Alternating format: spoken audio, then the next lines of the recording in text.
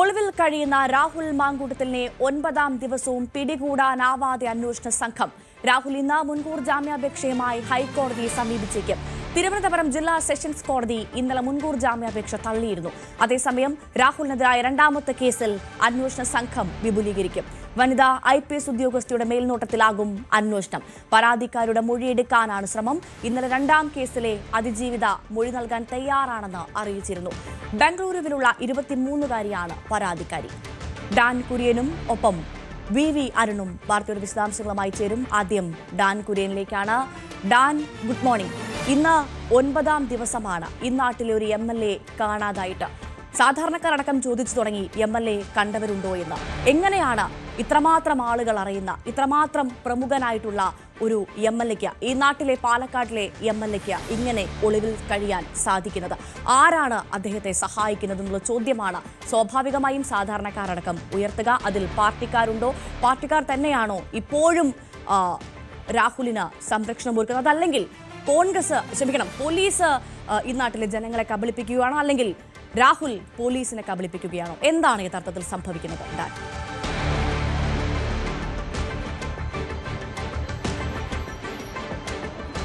Thiruvananthapuram principal sessions കോടതിയിൽ നിന്ന് മുൻകൂർ ജാമ്യം നിഷേധിക്കപ്പെട്ടതിന് പിന്നാലെ തന്നെ രാഹുൽ മാങ്കൂട്ടത്തിൽ കാസർഗോഡ് കീഴടങ്ങിയേക്കും, ഹോസ്ദുർഗ് കോടതിയിൽ കീഴടങ്ങിയേക്കും എന്ന തരത്തിലുള്ള സൂചനകളും അഭ്യൂഹങ്ങളുമൊക്കെ പരന്നിരുന്നു. പക്ഷേ രാത്രി വൈകിയും അങ്ങനെ ഒരു കാര്യമുണ്ടായില്ല. മജിസ്ട്രേറ്റ് അടക്കം ഏതാണ്ട് രാത്രി 7:30 വരെ കോടതിയിൽ അത്തരമൊരു സൂചന ലഭിച്ചതിനെ തുടർന്ന് ജോലി അവസാനിച്ച ശേഷവും പോകാതെ കാത്തുനിന്നിരുന്നു. പക്ഷേ രാഹുൽ മാങ്കൂട്ടത്തിൽ അവിടേക്ക് എത്തിയില്ല.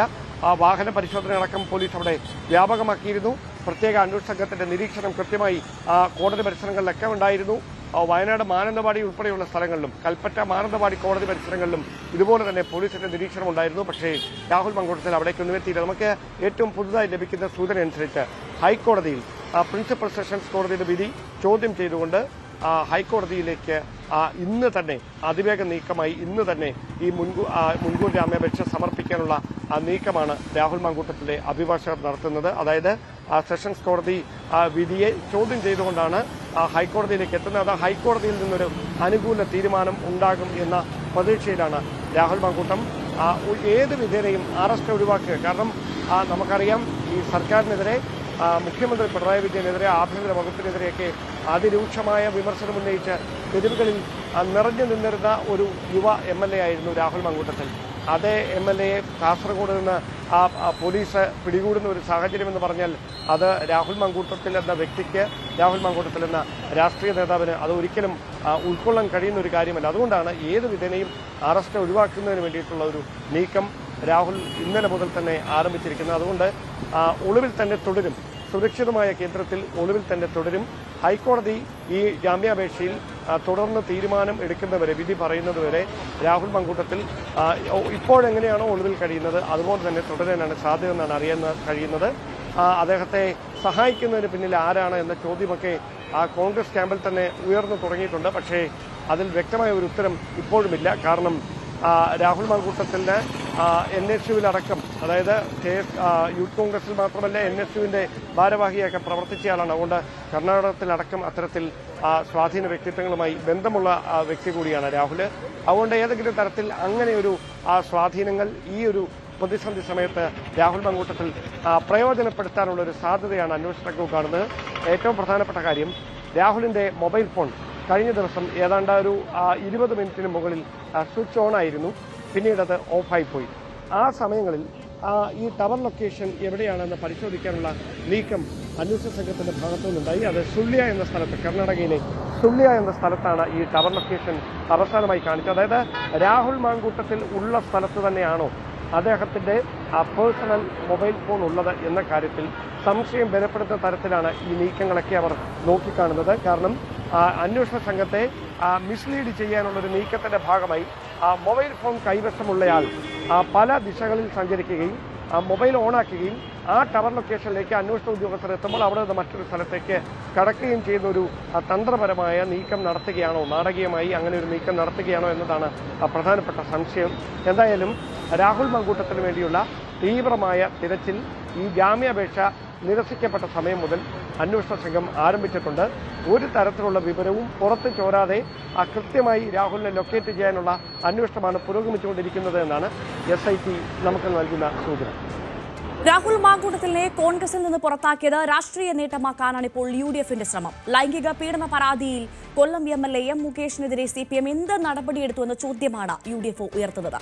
VV അരുൺ ഇതിന്റെ വിശദാംശങ്ങൾ നൽകും. അരുൺ, പറയാതെ വയ്യ, തുടക്കം മുതൽ ഈ രാഹുൽ വിഷയത്തിൽ മാതൃകാപരമായ തീരുമാനമെടുത്ത പാർട്ടി തന്നെയാണ് കോൺഗ്രസ്. അക്കാര്യത്തിൽ സംശയമില്ല. ഒരു FIR പോലും ഈ നാട്ടിലെ ഒരു പോലീസ് സ്റ്റേഷനിലും ഒരു FIR പോലും ഇല്ലാതിരുന്ന സമയത്ത്, എഴുതി കൊടുത്ത ഒരു പരാതി പോലും ഇല്ലാത്ത സമയത്ത് യൂത്ത് കോൺഗ്രസ് അധ്യക്ഷ സ്ഥാനത്ത് വന്ന് രാഹുലിനെ മാറ്റി നിർത്തി പാർട്ടി. ഇതിനുശേഷം ഇന്നലെ പ്രഥമ ദൃഷ്ട്യാ രാഹുൽ കുറ്റക്കാരനെന്ന് കോടതി കണ്ടെത്തിയതിന് പിന്നാലെ തന്നെ പാർട്ടിയുടെ പ്രാഥമിക അംഗത്തിൽ നിന്ന് പോലും ദൂരെ മാറ്റി നിർത്തി, അല്ലെങ്കിൽ മാറ്റി രാഹുൽ മാങ്കൂട്ടത്തിലിനെ കോൺഗ്രസ്. ആ തരത്തിലുള്ള അർജവമായ തീരുമാനം കോൺഗ്രസ് എടുത്തു എന്ന് തന്നെ പറയേണ്ട സാഹചര്യം.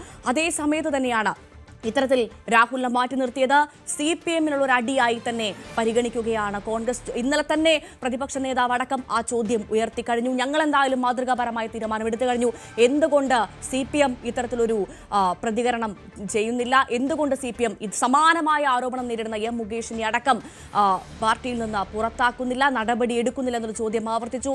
അതേ സമയത്ത് തന്നെ N ബാസുവിനെതിരെയും പത്മകുമാറിനെതിരെയും എന്ത് നടപടിയെടുത്തു എന്നുള്ള ചോദ്യമടക്കം പ്രതിപക്ഷത്തിന്റെ ഭാഗത്ത് നിന്ന് ഉയർന്നു വരുന്നു. സ്വാഭാവികമായും ഇനി വരുന്ന തദ്ദേശ തെരഞ്ഞെടുപ്പിലടക്കം തുടർന്നുള്ള തെരഞ്ഞെടുപ്പിലടക്കം ഈ ആയുധം തന്നെ CPMനെതിരെ പ്രയോഗിക്കാൻ തന്നെയായിരിക്കും പ്രതിപക്ഷത്തിന്റെ തീരുമാനം.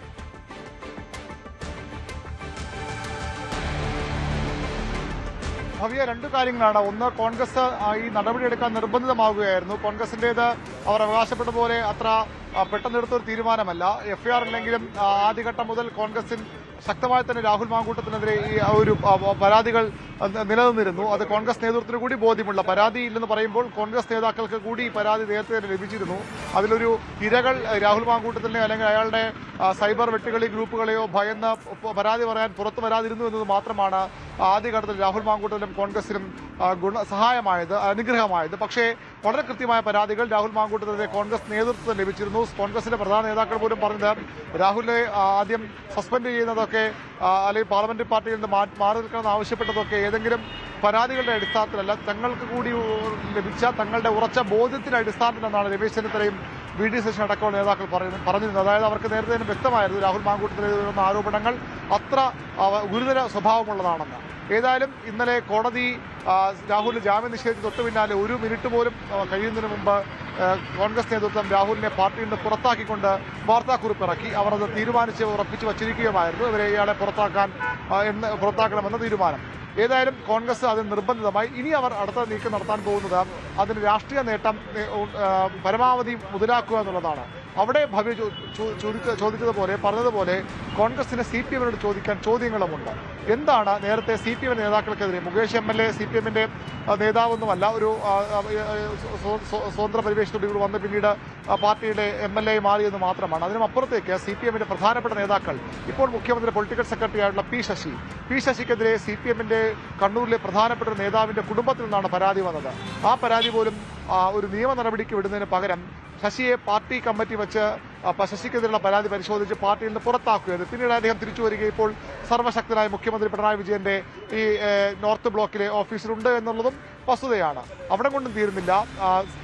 PK ശശി, ഷൊർണൂർ മുൻ MLA, ഇപ്പോൾ KPCC ചെയർമാൻ, ശശിക്കെതിരെയും സമാനമായ അതീവ ഗുരുതരമായ ആരോപണം. അന്ന് AK ബാലനും PK ശ്രീമതിയും അടങ്ങിയ പാർട്ടി കമ്മീഷനെയാണ് ശശിക്കെതിരായ, അതും പാർട്ടി പശ്ചാത്തലമുള്ള കുടുംബത്തിൽ നിന്നുള്ള പരാതിയാണ്. ആ പരാതി അന്വേഷിക്കാൻ CPM ചുമതലപ്പെടുത്തിയത്. ആ പരാതി ഗൗരവമുള്ളതാണെന്ന് PK ശ്രീമതി AK ബാലൻ കമ്മീഷൻ കണ്ടെത്തുകയും ശശിയെ പാർട്ടിയിൽ നിന്ന് പുറത്താക്കുകയും ചെയ്തു. ശശി തിരികെ വരികയും വീണ്ടും സർവ്വശക്തനാകുകയും ഇപ്പോൾ പാർട്ടിയിൽ നിന്ന് ഏതാണ്ട് പുറത്തു പോകുന്ന അവസ്ഥയിലുമാണ്.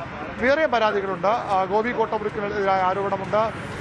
പാർട്ടി ഓഫീസിൽ ഒളി ക്യാമറ വെച്ച വിഷയമുണ്ട്. അങ്ങനെ നിരവധി പരാതികൾ CPMന്റെ പ്രധാനപ്പെട്ട നേതാക്കൾക്കെതിരെ പോലും ഉയർന്നു വന്നപ്പോൾ അത് ഒന്നും പോലീസിന് വിടുകയോ പോലീസ് അന്വേഷണത്തിന് കൈമാറുകയോ ചെയ്തില്ല. അവിടെയാണ് KPCC നേതൃത്വത്തിന്, അവിടെയാണ് കോൺഗ്രസ് നേതൃത്വത്തിന് പറഞ്ഞു നിൽക്കാൻ CPMനെതിരെ വിരൽ ചൂണ്ടാനുള്ള ഏറ്റവും പ്രധാനപ്പെട്ട ആയുധമുള്ളത്. KPCC അധ്യക്ഷൻ ഇപ്പോഴാണ് പരാതി ലഭിച്ചതെന്ന് പറയുന്നതിൽ ഒരു പിശകുണ്ട്. നേരത്തെ തന്നെ ആദ്യത്തെ കേസിലെ ഇരയും KPCC അധ്യക്ഷന് പരാതി നൽകിയിരുന്നു. പക്ഷേ അതവർ പുറത്തേക്ക് വിട്ടിട്ടില്ല. പക്ഷേ ഇപ്പോൾ ഒരു പരാതി ലഭിക്കുമ്പോൾ ഉടനടി അത് സംസ്ഥാന പോലീസ് മേധാവി കൈമാറുകയും ആ പോലീസ് മേധാവി ആ പരാതിയിൽ ഇപ്പോൾ FIR ഇടുകയും ഇരയുടെ മൊഴിയെടുക്കാൻ നടപടിക്രമങ്ങളിലേക്ക് പോവുകയുമാണ്. അവിടെ കോൺഗ്രസിന് ചോദിക്കാം എന്താണ് CPM ഇത്രനാൾ ചെയ്തത്, എന്താണ് CPM ഇത്തരം വിഷയങ്ങളുടെ നിലപാട്? നിങ്ങളുടെ പാർട്ടി കോടതികളല്ലേ CPM ഒരു മുൻ നേതാവ് പറഞ്ഞതുപോലെ പാർട്ടി കോടതികളല്ലേ തീരുമാനമെടുത്തത്? അവിടെ എന്തുകൊണ്ട് നിയമവഴിക്ക് ഇവരെ ആരെയും വിട്ടില്ല എന്ന ചോദ്യം കോൺഗ്രസ് ഉന്നയിക്കാം.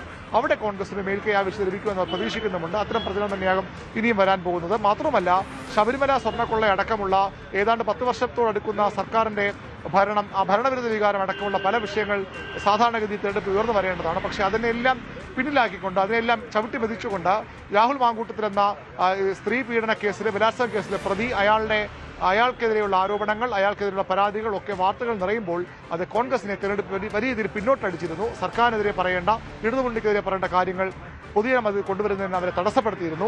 അതിൽ നിന്ന് രക്ഷ നേടാൻ ഇനിയുള്ള ദിവസങ്ങളെങ്കിലും 3-4 ദിവസങ്ങൾ മാത്രമാണ് ആദ്യ തെരഞ്ഞെടുപ്പിന് ബാക്കിയുള്ളത്. ആ ദിവസങ്ങളെങ്കിലും സർക്കാരിനെതിരെയുള്ള വിഷയങ്ങൾ ഉയർത്തിക്കൊണ്ടുവരാം. അവിടെ ഇത്തരം ചോദ്യങ്ങളും സർക്കാരിനോട്, CPM-നോട് ചോദിക്കാൻ കോൺഗ്രസിന് കഴിയുമെന്നാണ് ഇപ്പോൾ അവരെ ഒരു തരത്തിൽ അവർക്ക് ഗുണമായി മാറിയിരിക്കുന്നത്. ആ ചോദ്യങ്ങളാകും വരും ദിവസങ്ങളിൽ കോൺഗ്രസ് നേതൃത്വം, UDF, CPM-നോട്, ഭരണമുന്നണിയോട് ചോദിക്കാൻ പോകുന്നത്. സമാനമായ ആരോപണങ്ങൾ അല്ലെങ്കിൽ പോലും സ്ത്രീ പീഡന കേസുകൾ വന്നപ്പോൾ നിങ്ങളുടെ നേതാക്കൾക്കെതിരെ നിങ്ങൾ എന്ത് നടപടിയെടുത്തു, എന്തുകൊണ്ട് പോലീസിന് കൈമാറുന്ന ചോദ്യം CPM-നെതിരെ കോൺഗ്രസ് ഉയർത്തും. അത് CPM-നെ പ്രതിരോധത്തിലാക്കുമെന്ന് തന്നെയാണ് അവർ പ്രതീക്ഷിക്കുന്നത്. അരുൺ, തുടരണം. ഞാൻ